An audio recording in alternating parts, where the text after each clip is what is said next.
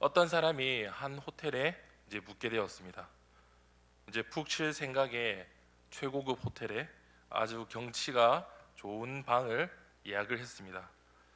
그리고 체크인을 하고 이제 예약된 방을 들어와서요, 이제 짐을 풀게 되는데 그때 지배인이 찾아와서는 이렇게 인사를 한 겁니다. 저희 호텔에 찾아주셔서 감사합니다. 집처럼 편안히 쉬시기 바랍니다라고 이렇게 인사를 했습니다. 근데 인사를 받은 손님이 갑자기 짐을 풀다가 풀던 짐을 멈추고 다시 짐을 싸는 겁니다. 그리고는 퇴실을 하려고 했던 거죠. 지배인이 너무나도 놀라서 이제 물은 것이죠. 무슨 문제라도 있습니까? 라고 물으니 그 손님이 이렇게 대답을 했더라고요.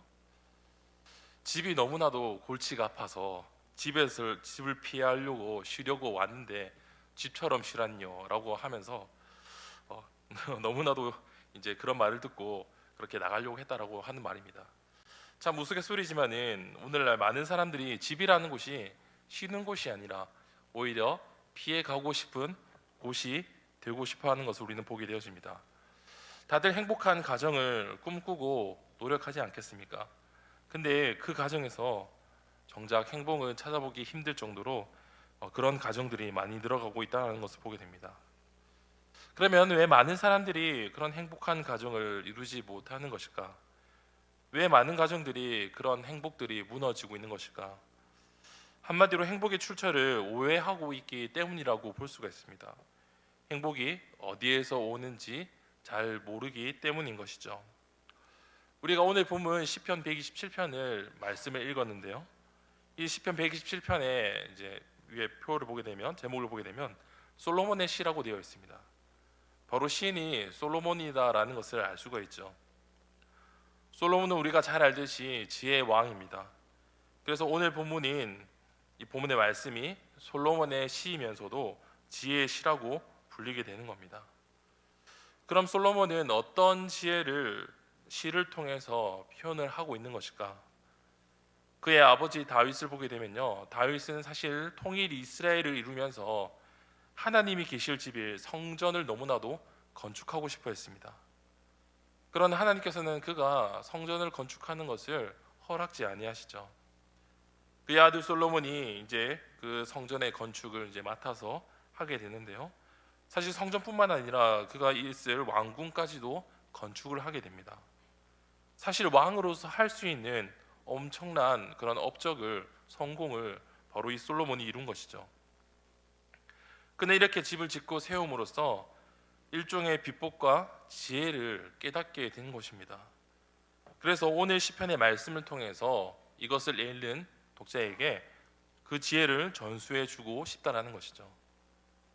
이 시인은 집이라고 표현을 하는데 이는 단순히 건축물을 의미하는 것이 아니라 최소 단위인 가정에서부터 혹은 넓은 의미로는 공동체까지를 의미합니다. 이렇게 솔로몬은 가정, 즉 집을 잘 세울 수 있는 그런 비법과 지혜에 대해서 말하는데, 그러면 우리가 어떻게 잘 세울 수 있는 그런 가정이 될 수 있을까? 혹은 이걸 통해서 어떻게 복을 받는 가정이 될 수 있을까? 우리 시간 말씀을 통해서 함께 살펴보기를 원합니다. 첫째, 복 받는 가정은 어떤 가정이냐? 바로 하나님께서 세우시는 가정이라는 겁니다. 우리 인간은 태어나면서부터 각자의 인생에 집을 세우기 위해 만들어 가고 있습니다. 그런데 그 인생의 집을 세워나가는 과정은 말처럼 쉽지 않습니다. 한 사람이 가정을 꾸리고 그 가정의 경제적인 문제, 때로는 후손에 대한 문제, 교육에 대한 문제 등을 극복하고 이제 화목한 그런 가정을 꾸려나가는 것은 결코 만만치 않기 때문이죠. 그래서 많은 사람들이 가족을 위해 정신없이 일하기도 하고 때로는 힘든 수고를 마다하지 않습니다. 근데 우리가 이렇게 가족을 위해서 혹은 가정을 위해서 또 가장으로서 해야 될 것들, 또 아내로서 해야 될 것들을 하면서 그렇게 가족을 위해 이제 열심히 수고하고 희생하는 것이 너무나도 당연하듯이 지금까지는 살아왔죠. 그런데 지금의 시대와 세대는 그렇지 않음을 우리는 보게 되어집니다. 요즘 TV 프로그램에요, 유명한 프로그램이 있습니다. 바로 이혼 숙녀 캠프라는 프로그램이 있는데 혹시 보신 적 있는가요? 네. 갑자기 들어서 요즘 TV에 뭐 이혼에 관한 그런 이야기들도 많이 나오고, 혹은 이제 유재석이 나오는 유퀴즈라는 이제 프로그램을 보게 되면 이혼 전문 변호사들이 나와서 인터뷰하는 그런 내용들도 많이 보게 되는데, 이제는 사람들이 너무나도 익숙하게 많이 다가오는 단어라는 것을 보게 됩니다. 이제 여기 이 이혼 숙녀라는 캠프를 프로그램을 진행하는 MC가 바로 이 농구 선수로 유명한 서장훈인데요. 서장훈은 알다시피 아나운서와 결혼하고 지금은 이혼을 했습니다. 이렇게 서장훈이 진행을 하는데 어쩌면 자기도 이혼을 겪음으로써 그에 대해서 생겨나는 그런 문제에 대해서 누구보다도 잘 알겠죠. 그러한 이혼에 대한 고민이 나오는 부부에 대해서 또 여러 가지 또 상담을 하기도 하고 또 여러 가지 이야기를 조언을 해주면서도 때로는 과감 없이 독설을 날리기도 합니다. 그래서 저 유튜브에 이제 영상 클립이 뭐 올라왔길래 이제 몇 개를 보긴 했습니다만, 정말 부부가 사소한 문제부터 해서 드라마에서 나올 법한 그러한 이야기로 이혼에 대해 고민하는 것을 보게 되죠. 서로 나름 이제 이것에 대해서 조정해 보려고 하지만은 참으로 답답한 것이 전혀 서로 양보하지 않고 계속 자기만을 생각하며 자기만을 주장하게 되는 것들을 많이 보거든요. 이제 그렇다 보니까 시청자들이 이제 그런 것을 보면서 왜 양보를 못 해주냐부터 해서 온갖 악플들이 달리고 하는 것들을 보게 되는데요. 참 이것을 보면서 이제는 그런 생각이 드는 겁니다. 예전에 가족이라고 하면은 이제 가족을 위해서 내가 이제 더 수고하고 희생하고 가족을 위해서 더 하는 그런 모습들이 있는데, 이제 그런 것들은 많이 사라졌고 이제 오로지 내 자신만 중요한 시대가 된 것 같다라는 그러한 느낌이 든 겁니다. 사실 여기 나오는 부부들도 나름 행복하고 성공적인 그런 가정을 이루고 싶지 않겠습니까? 그런 꿈들이 있었겠죠. 그런데 인간이 아무리 노력해도 행복하고 성공적인 가정을 이루기가 쉽지 않다라는 것을 우리는 여러 가지 케이스를 통해서 보게 되어집니다. 특히나 오늘 말씀에 나오는 본문에 나오는 솔로몬도 마찬가지입니다. 아무리 인간이 노력한다 하더라도 그러한 행복하고 성공적인 가정을 이루기가 쉽지 않다라고 얘기하죠. 왜냐하면 그 집을 세우시는 분이 누구라고 말합니까? 바로 하나님이라고 말합니다. 오늘 본문 1절 말씀입니다. 우리 함께 읽도록 하겠습니다. 시작. 여호와께서 집을 세우지 아니하시면 세우는 자의 수고가 헛되며 여호와께서 성을 지키지 아니하시면 파수꾼의 깨어 있음이 헛되도다. 아멘. 하나님께서 집을 세우지 아니하시면 우리가 아무리 열심히 노력하고 열심을 다한다 하더라도 궁극적으로 아무 소용이 없는 일이 될 수 있다라고 그렇게 시인은 말하고 있습니다. 이 말씀의 대표적인 예로 볼 수 있는 게요, 우리가 바벨탑 사건입니다. 창세기 11장에 보면 이제 노아 홍수 심판 이후에 이제 노아의 후손들이 시날 평지에서 성을 쌓기 시작하죠. 처음에는 그들이 이제 성을 꼭대기 하늘까지 이제 탑을 쌓아서 우리의 이름을 내고 거기에 지면의 흩어짐을 면하자라는 그런 이야기를 합니다. 정말 기가 막힌 아이디어를 시작을 해서 이제 열심히 이제 한 층 한 층 쌓으면서 하늘까지 이렇게 쌓기 시작한 것이죠. 하지만 그들이 한 가지 중요한 것을 잊었습니다. 그것이 그곳에 하나님의 뜻이 있지 않다라는 것이죠. 결국 하나님은 그들의 언어를 혼잡하게 하셨고 결국 뿔뿔이 흩어져 버리게 되는 결과를 우리는 성경을 통해 보게 되어집니다. 많은 사람들이 행복한 가정을 이루고 싶어 합니다. 또한 행복한 가정, 성공적인 가정이 되고 싶어 하죠. 그런데 무엇보다도 집을 세우는 데 있어서 가장 중요한 원리를 잊어버리고 내 아무리 열심과 수고를 다한다 할지라도 그 수고는 결국 헛된 것이 될 수 있다라고 솔로몬은 얘기합니다. 그래서 내가 가정의 중심이 되는 것이 아니라 바로 하나님의 가정의 중심이 되셔서 세우실 때 그 집, 그 가정은 올바르게 세워질 수 있다라고 그렇게 말하고 있는 것입니다. 이와 관련해서 신명기 12장 7절에 이렇게 말씀을 하고 있습니다. 우리 함께 읽겠습니다. 시작. 너희의 하나님 여호와 앞에서 먹고 너희의 하나님 여호와께서 너희의 손을 수고한 일에 복 주심으로 말미암아 너희와 너희의 가족이 즐거워할지니라. 아멘. 하나님께서 너희의 손으로 수고한 일에 복을 주실 때, 함께 하실 때 가족이 어떻다고요? 즐거워하게 될 것이다 라고 말씀합니다. 이렇듯 지혜의 왕인 솔로몬이 그가 전수해 준 이 지혜의 원리들을 우리가 잘 기억할 수 있기를 소망합니다. 결국 하나님께서 가정의 중심이 되실 때, 하나님께서 가정의 중심이 되어서 복을 주실 때 우리 가정이 행복하고 즐거운 가정이 될 수 있으며 하나님께서 보시기에 정말로 올바른 가정으로서 세워 나갈 수 있음을 반드시 기억하시고 하나님과 함께 그 집을 세워 나갈 수 있는 저와 여러분이 되시기를 바랍니다. 두 번째는 복받는 가정은 어떤 가정이냐? 인간의 노력으로만 결정되는 것이 아님을 아는 가정입니다. 솔로몬은 2절에 이어서 이렇게 말씀합니다. 2절의 말씀 함께 읽겠습니다. 시작. 너희가 일찍이 일어나고 늦게 누우며 수고의 떡을 먹음이 헛되도다. 그러므로 여호와께서 그의 사랑하시는 자에게는 잠을 주시는도다. 아멘. 시는 2절에서 조금 어떻게 보면 아이러니한 그런 말을 합니다. 일찍이 일어나고 늦게 누우며 수고의 떡을 먹는 것이 헛되도다라고 말합니다. 솔로몬은 부지런함, 근면성실함을 부정하는 것처럼 그렇게 보여집니다. 그런데 솔로몬은 이것을 부정하고 비판하기 위해서 이 모든 것이 헛된 것이다라고 말한 것이 아닙니다. 사람의 수고와 열심과 노력으로만 성공한 가정이 될 수 있는 것이 아님을 말하고 있는 것이죠. 오직 그것만이 성공한 가정이 될 수 있는 것이 아님을 말하고 있는 겁니다. 수많은 사람들이요, 행복한 가정과 성공한 가정을 위해서 다들 열심히 살아갑니다. 새벽에 보면요, 새벽 6시에도 거리에 수많은 차들이 출근하기 위해서 다니는 것을 보게 되죠. 그렇게 새벽부터 출근해서요, 또 어떨 때는 저녁 늦게 퇴근하기도 하는 그러한 모습들을 보게 됩니다. 또 행복한 가정과 성공한 가족을 이루고 싶기 때문에 그렇게 열심히 하는 것이죠. 또한 자녀들에게도 마찬가지입니다. 공부하기 더 좋은 환경들을 만들어 주려고 노력을 하기도 하고, 또 공부를 위해서 교육에도 그렇게 힘을 많이 쏟기도 하죠. 그래서 자녀들이 좋다고 하는 그런 대학들 혹은 직장에 취직하게 되면은 많은 사람들이 그 가정을 행복하고 성공한 가정이라고 부르기도 합니다. 가정에 대한 세상적인 기준이 그렇게 보이는 것을 우리는 보게 됩니다. 부모가 경제적인 능력이 있어서, 부가 있고 명예가 있어서 행복하고, 그것이 있으면 행복하고 성공한 가정이라고 그렇게 부릅니다. 또한 자녀들은 좋은 대학, 좋은 직장에 그렇게 취직하게 되면 자식 농사 잘 지었다라고 그렇게 말하면서 성공한 가정이라고 그렇게 부르기도 하죠. 다들 그러한 가정이 되고 싶어 합니다. 사실 이것은 나쁜 것이 아닙니다. 어느 누구라도 다 되고 싶기 때문이죠. 이를 위해서 열심히 노력을 하기 때문입니다. 많은 기독교인에 있는 가정들도 마찬가지죠. 부모가 성공하고 장식 농사 잘 지은 그러한 가정이 되고 싶어 하지 않겠습니까?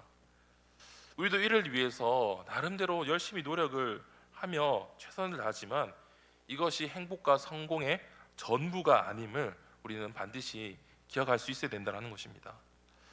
어떤 사람들은 내가 최선을 다하고 열심히 한 그 모든 것들이 전부인 것처럼 말하는 경우가 있습니다.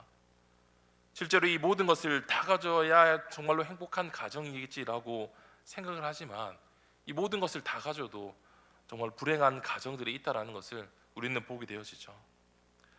그래서 시인은 이 모든 것이 행복과 성공을 결정짓는 요인이 아니다라고 말하며 오히려 헛된 것일 수 있다라는 것을 우리에게 일깨워 주고 있다라는 겁니다. 그러면서 시인은 반대의 경우에 대해서 이렇게 말하죠. 그러므로 여호와께서 그의 사랑하시는 자에게는 잠을 주시는도다라고 말합니다. 즉 하나님께서 사랑하는 자에게 잠을 주신다는 이 말씀은 우리가 아무것도 안 하고 잠잘 때에도 무언가를 채워 주신다는 그러한 의미를 가지고 있는 말입니다. 이는 일찍이 일어나서 늦게 눕기까지 그렇게 수고의 떡을 먹음에도 헛된 인생이 될 수 있는 반면에 누워 잠자는 순간에도 넉넉히 채우심을 받는 가정이 될 수도 있다라고 그렇게 말하고 있는 겁니다. 우리가 단순히 여기까지만 들으면 그러면 이거 매우 불합리한 것이 아닌가라는 그런 말을 할 수 있겠죠. 나는 최선을 다해서 노력하는 자가 헛되다고 말하면, 혹은 그렇지 못한 자는 과분한 은혜에 내려준다면 과연 누가 열심을 다해서 노력하면서 살려고 할까라는 겁니다. 그런데 솔로몬은 인간의 노력만으로 행복과 성공이 결정되어지는 것이 아님을 말하고 있는 겁니다.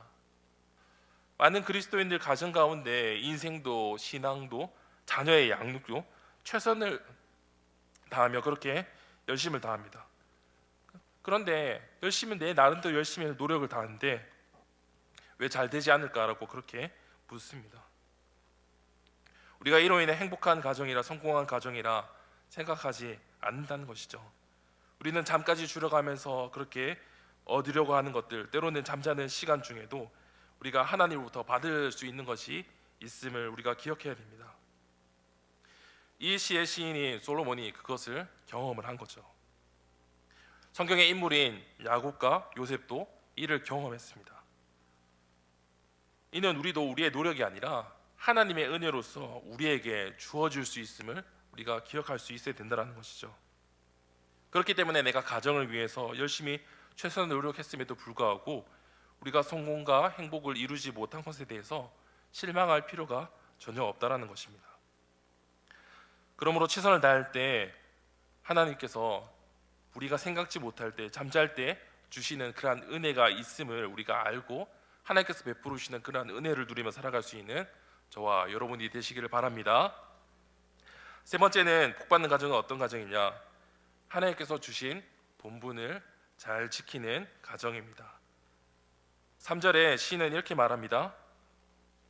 자식들은 여호와의 기업이요라는 말합니다.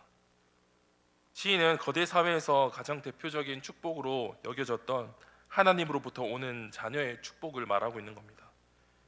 여기서 기업이라는 말은 상속, 재산, 유산을 의미하는 말이죠.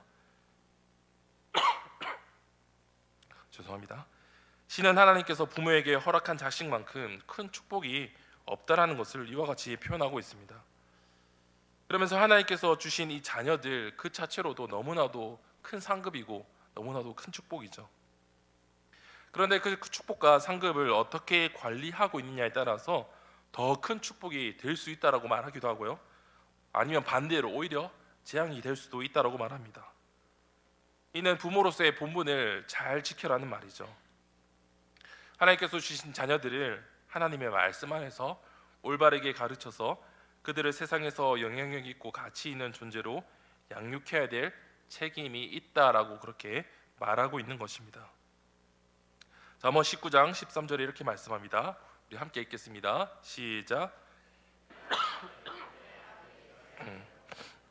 미련한 아들은 그의 재앙이 될 수 있다라고 솔로몬은 경고하고 있습니다. 그러면서 19장 18절에는 내가 내 아들에게 희망이 있은즉 그를 징계하되 죽일 마음은 두지 말지니라라고 이렇게 말합니다.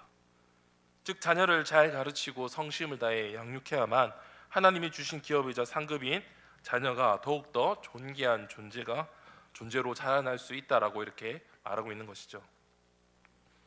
하나님께서 출애굽한 이스라엘 백성들에게요, 가나안 땅에 들어가기 전에 신명기 11장을 통해서 부모가 해야 될 본분에 대해서 말씀을 하고 있습니다. 신명기 11장 19절 말씀 보면 또 그것을 너희에게 자녀에게 가르치며라고 이렇게 말합니다. 하나님의 말씀을 자녀들에게 분명히 가르치라고 그렇게 이해하고 있는 겁니다. 그러면서 이렇게 할 때 신명기 11장 27절에 이렇게 될 것이라고 말합니다. 함께 읽겠습니다. 시작. 가 만일 내가 명령을 들으면 복이 될 것이요. 아멘. 너희가 하나님께서 자녀에게 가르치라는 이런 말씀을, 하나님의 말씀을 잘 지키고 그 명령을 들으며 나아갈 때 결국은 그것이 복이 될 수 있다라고 하나님은 분명히 말씀하시는 것을 보게 되어집니다. 또한 반대로 시인은 자녀의 본분에 대해서도 말씀을 합니다. 4절 말씀 보면은 젊은 자의 자식은 장사의 수중에 화살 같으니라고 말씀합니다. 여기서 젊은 자의 자식은 젊은 날에 이제 그 얻은 그 자녀를 말하는 것이죠. 젊은 날에 자녀를 얻고 양육하며 우리는 살아갑니다. 그리고 점점 시간이 흘러서요, 부모는 이제 늙어가지만 자녀들은 이제 성장하여서 젊은 날의 부모와 같은 입장이 될 겁니다. 그리고 부모가 늙어 부양할 든든한 버팀목이 필요할 때 그 성장한 자녀가 그 역할을 한다라는 것이죠. 그래서 시인은 자녀가 장사의 수중에 화살과 같다라고 그렇게 표현을 한 것입니다. 즉 이는 부모를 잘 공경해라라는 이러한 말씀인 것이죠. 이 말씀이 얼마나 중요한지 하나님께서 이스라엘 백성들에게 그것을 반드시 지켜야 할 가장 10가지 중요한 10계명을 주시면서 인간과 인간 사이에 지켜야 될 계명 가운데 첫째 계명으로 주신 겁니다. 바로 무엇일까요? 출애굽기 20장의 말씀 보고 있게 되면 이렇게 말씀합니다. 함께 읽겠습니다. 내 부모를 공경하라. 하나님은 자녀가 부모를 공경할 것에 대해서 첫 번째 계명으로 우리에게 주신 말씀입니다. 만약에 육신에 우리가 아버지를 잘 섬기지 못하고 공경하지 않는다면 어느 누가 아버지 하나님을 제대로 섬기고 공경할 수 있을까요? 하나님 특별히 가정에서 자녀로서의 본분을 다할 것을 이렇게 십경의 말씀을 통해서 또 혹은 성경의 여러 가지 말씀들을 통해서 우리에게 명하고 있는 것을 보게 됩니다. 그렇게 자녀로서의 본분을 다하며 살아갈 때 그 가정은 결국 복받는 가정이 될 수 있다는 것을 우리는 말씀을 통해서 보게 되어집니다. 또 사도 바울은 에베소서 6장 2절에서 3절에 이렇게 말씀합니다. 함께 읽겠습니다. 내 아버지와 어머니를 공경하라. 이로써 내가 잘되고 땅에서 장수하리라. 아멘. 내 아버지와 내 어머니를 공경하며 나아갈 때 약속에 있는 그것이 첫 계명이 되며 결국은 잘되고 장수하는 그런 복을, 하나님의 복을 얻게 될 것임을 오늘 말씀을 통해서 보게 됩니다. 이렇듯 솔로몬은 복받는 가정이 어떤 가정이냐, 부모로서의 할 본분이 있고 또 자녀로서의 할 본분이 있는데 그러한 본분들을 잘 지키며 나아가는 가정이 결국은 복받는 가정이다라고 그렇게 말하고 있는 것을 보게 됩니다. 결국 하나님의 명령과 그런 말씀에 따라서 각자의 본분을 잘 지켜나갈 때 우리의 가정은 하나님 앞에서 복받는 가정이 될 줄 믿습니다. 그래 하나님의 명령과 이 말씀에 따라 각자의 본분을 잘 지켜나가 하나님께서 주시는 복을 받을 수 있는 그런 가정이 되시기를 바랍니다. 스페인의 로드리고 무뇨스 아비아라는 작가가 있습니다. 이 작가가 쓴 완벽한 가족이라는 책이 있는데요. 이 책을 보면요, 완벽한 가족 말만 들어도 어떤 분위기인지 예상을 하시겠죠. 그 아버지, 어머니부터 자녀들까지 모두 다 각자의 분야에서 최고의 정점을 찍으면서 남들이 보기에도 너무나도 완벽해 보이는 그런 가족입니다. 그래서 너무나도 저런 가정이 되고 싶다라는 그런 말을 하죠. 근데 겉으로 보기에는 너무나도 완벽해서 너무나도 행복한 그런 가정, 성공한 가정 같은데 실제로 그들의 삶을 다 들여보니 그렇지 않다라는 것을 이 저자는 말하고 있습니다. 그러면서 이 저자는 마지막에 뭐라고 얘기하냐면 완벽할 때보다 완벽하지 않을 때 더 행복할 수 있다라는 그럴 말을 남기면서 이 책을 끝나게 됩니다. 시인인 솔로몬은요, 집을 세우면서 배우게 된 지혜를 통해 가정의 행복과 성공은 인간의 노력으로만 이루어지는 것이 아니며 하나님이 결국은 중심에 계시고 함께 하실 때 하나님의 우리 은혜가 그 가정 가운데 주어지게 된다라고 그렇게 말하고 있습니다. 그리고 그 가정에서요, 부모는 부모대로 자녀는 자녀대로의 그런 본분이 있는데 그런 본분은 하나님의 말씀에 따라 계명에 따라 잘 지켜나가게 될 때 결국은 그 가정이 복받는 가정이 될 것이다 라고 우리에게 교훈해 주고 있습니다. 우리가 이러한 솔로몬의 지혜를 통해서 우리에게 주시는 그런 말씀들 우리가 또 잘 기억하시면서 우리가 하나님을 결국 중심에 세워 함께 나가는 가운데 또 하나님께서 주시는 그러한 은혜와 복을 받고 그 복을 누리며 살아가는 우리의 모든 가정이 되기를 주님의 이름으로 간절히 소망합니다.